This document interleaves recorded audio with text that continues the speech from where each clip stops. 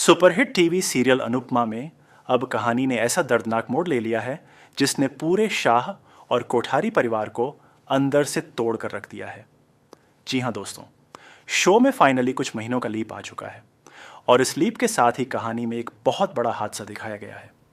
यह हादसा सिर्फ एक एक्सीडेंट नहीं बल्कि एक ऐसी कुर्बानी है जिसने सबकी जिंदगी हमेशा के लिए बदल दी है। प्रार्थना ने अपनी जान देकर अनुपमा की जान बचा ली है और इसी के साथ शो में एक बहुत ही इमोशनल ट्रैक शुरू हो चुका है। दरअसल कहानी की शुरुआत होती है उस दिन से जब प्रार्थना मंदिर जाने की जिद करती है। घर के सभी लोग उसे मना करते हैं कि आज मत जाओ, लेकिन प्रार्थना अपनी जिद पर अड़ जाती है। मोटी भाभी साफ कह देती हैं कि आज बाहर जाना ठीक नहीं है। यहाँ तक कि अनुपमा भी प्रार्थना को समझाने की कोशिश करती है कि वह आज मंदिर जाने का प्लान कैंसिल कर दे, लेकिन प्रार्थना का मन तो बस भगवान के दर्शन करने के लिए बेचैन होता है।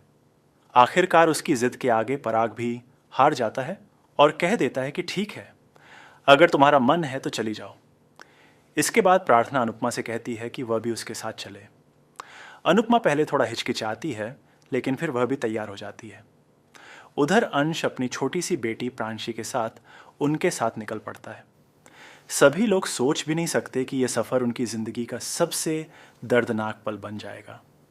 किस्मत में जो लिखा होता है उसे कोई बदल नहीं सकता और यही बात यहाँ भी सच साबित होती है।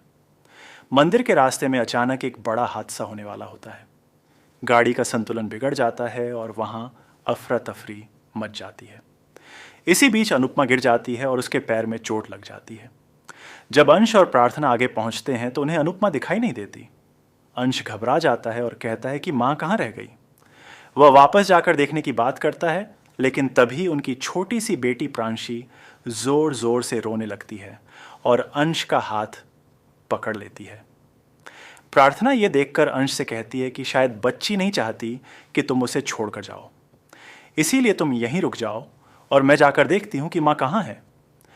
प्रार्थना जैसे ही वापस मुड़ती है तो सामने का नज़ारा देखकर उसके पैरों तले ज़मीन खिसक जाती है। सामने से तेज़ रफ्तार में एक ट्रक आ रहा होता है और ठीक उसके सामने अनुपमा खड़ी होती है, जो चोट की वजह से ठीक से चल भी नहीं पा रही होती। उस एक पल में प्रार्थना फैसला कर लेती है कि उसे क्या करना है। बिना एक सेकंड सोचे वह दौड़कर अनुपमा को ज़ोर से धक्का देती है ताकि अनुपमा ट्रक की चपेट में आने से बच जाए। लेकिन उसी पल प्रार्थना खुद ट्रक के सामने आ जाती है। जोरदार टक्कर होती है और वहाँ चीख पुकार मच जाती है। अंश और अनुपमा दोनों की चीख निकल जाती है क्योंकि उन्होंने अपनी आंखों के सामने प्रार्थना को गिरते हुए देख लिया होता है। ये पल इतना दर्दनाक होता है कि कोई भी उसे भूल नहीं पाता।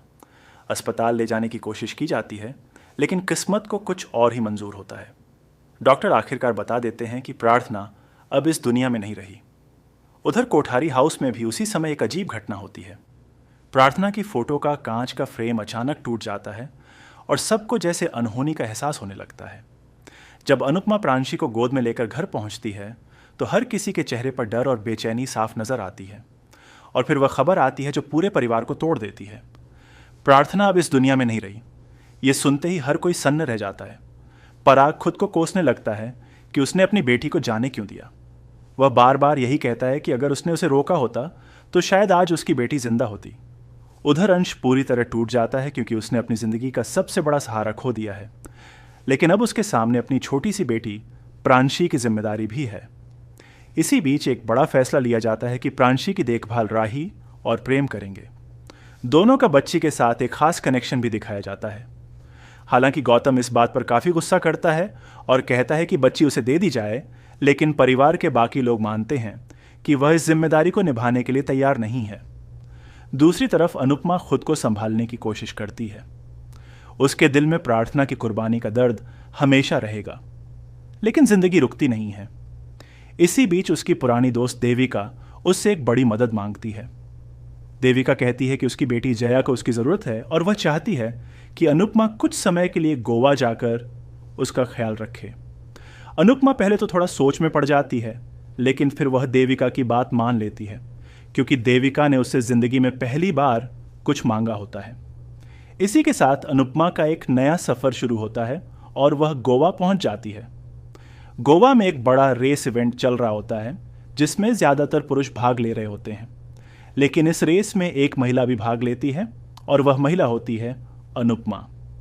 सभी लोग हैरान रह जाते हैं क्योंकि अनुपमा इस रेस में पूरे आत्मविश्वास के साथ भाग लेती है।